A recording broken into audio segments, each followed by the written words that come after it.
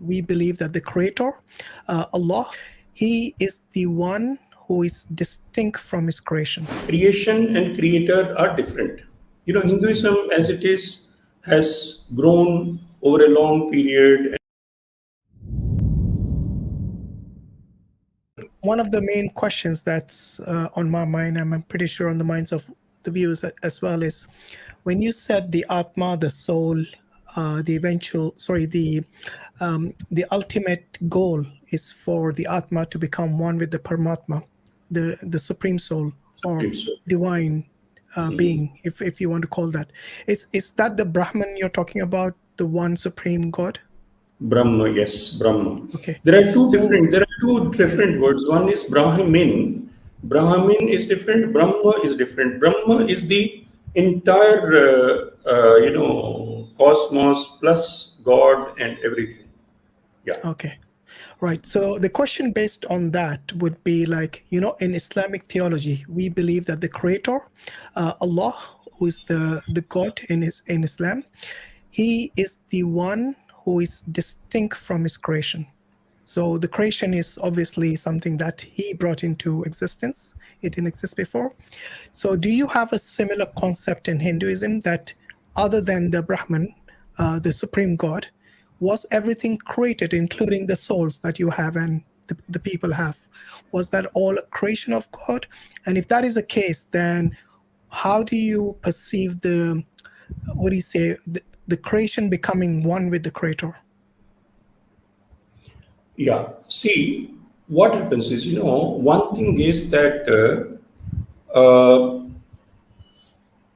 there are different views about this. There are primarily two views. One is Dvait, the other is Advait. Dvait is that creation and creator are different.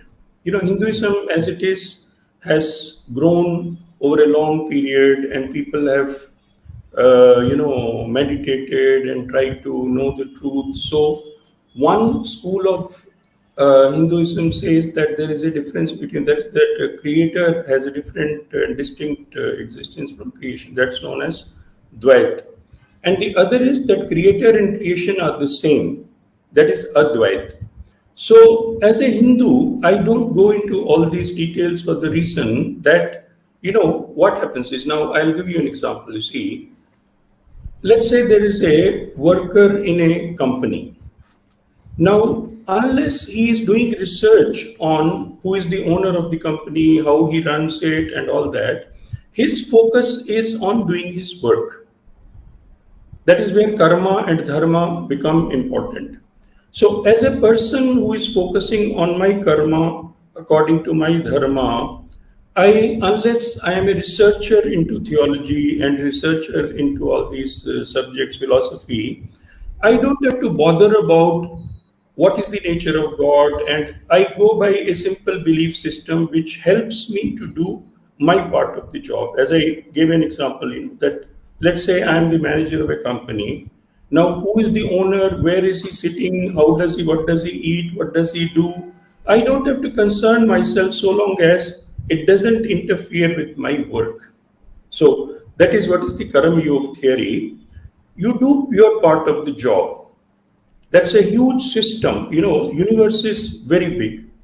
In that big universe, it is not for me to unravel the mystery of that universe or try to understand when it's so mysterious. When the task given to me is you do your part of the job, your karma. That's how I would look at it.